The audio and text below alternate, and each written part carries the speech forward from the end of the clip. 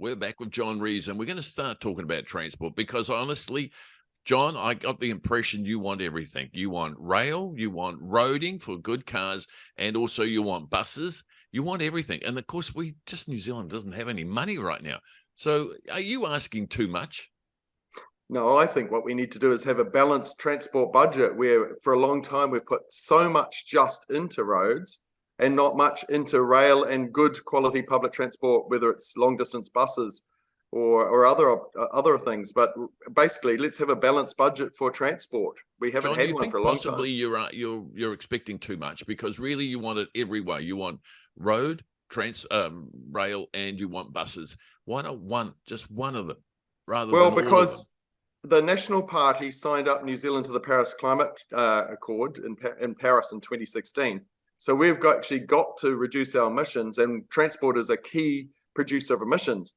Rail is a really good way to move a lot of people and freight and reduce our emissions if you want to meet what the National Party signed us up to. So then, John, would you be in favour of everyone being forcibly out of their cars and into rail? And do you want buses as well?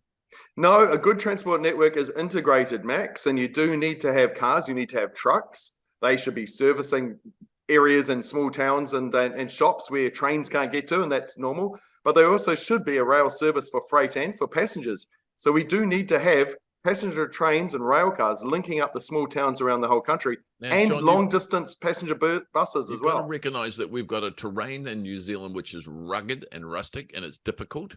You've also got to recognise our population is still quite small, and we don't have a lot of funding. So you can't have everything and Rolls-Royce level as well.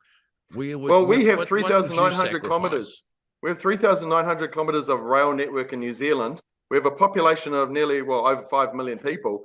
We used to have a rail network which was close to something like 6,000 kilometres and a population of 1 million people. So it has been done in the past, Max. And today we could use modern technology to have modern rail cars to cover a lot of those communities not serviced right now by any public transport at all. And I've got to remind you that this government proclaimed itself as to be a very pro-public transport government, but just hasn't delivered. So I want to see budget put into modern rail cars and long distance we bus don't have the budget. New Zealand is really in a very bad position right now, and you want us to spend what $1,000 billion on doing up the rail system so it's actually at really top class and identical to UK, which has a population, what is it, 25 times bigger than ours? Max, the investment you need to put passenger trains onto rail lines is pretty minimal compared to building a whole new motorway. So you can move a lot more people on a train than you can on a single lane of roading. So we could get people going to different parts of the country, not currently serviced by passenger rail, relatively cheaper than having to build whole new roads. So it would be good to have rail services connecting in quite places. A few districts really needs an upgrade. Plus, it doesn't only need one rail line, it needs two, because you can't bring somebody back and going up at the same time. So all you can do is put one train on, goes up, you might have a bypass and another one can come down, but crikey, it's going to be pretty congested. Max, you only need one line, trust me. A population of 5 million people. You've got things called passing loops where the trains pass each other and then go back onto their single lines. And New Zealand's had that since about 1870. So it's still doable here in today's modern age. And is that a problem? We've got the wrong gauge, because since 1870, our expectation of train travel is going at a lot faster pace. I mean, that's a common fallacy that you've just raised here. And I'd like to put it to bed once and for all, Max, is that our gauge actually could allow maximum trains to speed at 160 kilometres an hour like they do in Queensland on the same gauge as we have in New Zealand.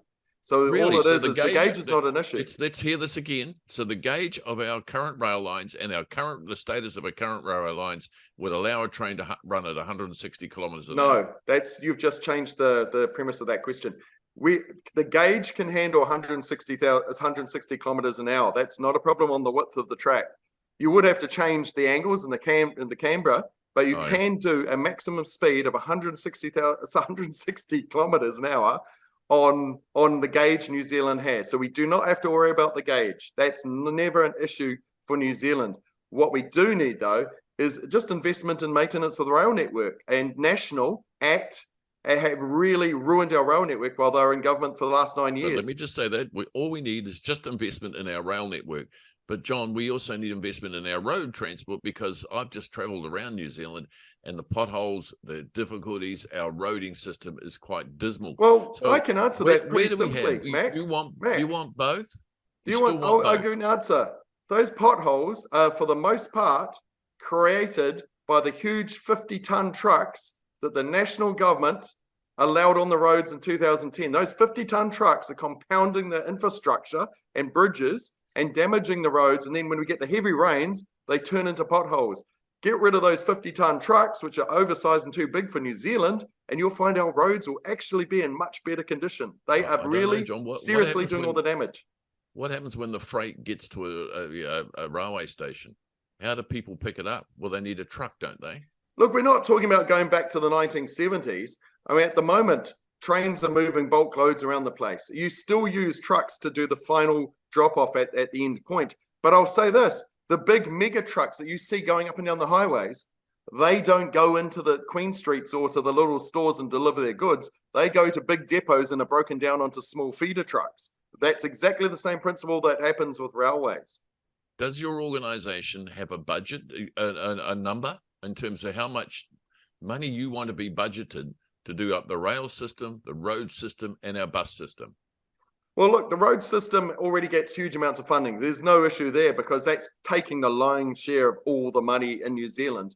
The railway system gets peanuts. And for example, the last New Zealand First Labour government got $4.5 billion for the rail network. That $4.5 billion is peanuts. We're spending that more than that in a year on the roading network in New Zealand. And Kiwi Rail got $4.5 billion over 4 or 5 years. And that's a big investment. So roading is really getting like 95% of the transport budgets right now.